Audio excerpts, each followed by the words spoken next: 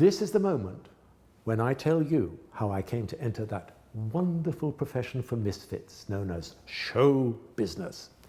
After I finished studying here, I was, like so many young musicians, confronted with the basic problem of how to get known. And I realized that in the words of the popular song, I had to get a gimmick. And I remembered a piece of music called The Typewriter, composed by Leroy Anderson. Now, outside of music, Leroy Anderson had a brilliant career in the USA Armed Forces. He spoke English, Swedish, Danish, Norwegian, Icelandic, German, French, Italian, and Portuguese.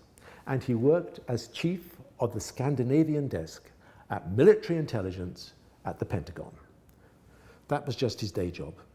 It's as a brilliant composer of novelty items that we remember him now.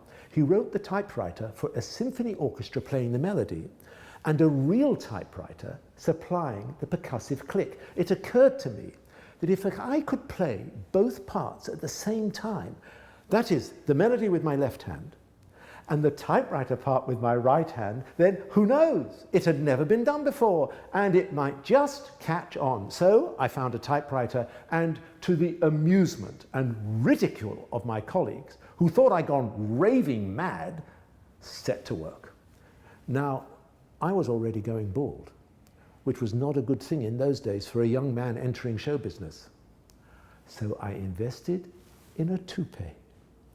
When I had the routine down, I glued the toupee to my head, took my typewriter, and auditioned for a TV talent show called Opportunity Knocks.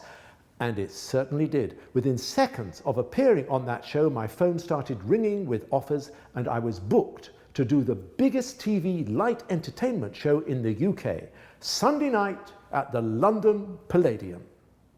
And the rest, as they say, is history. So this is the typewriter. For you, it's just 3 minutes of music. But for me, it's been a career.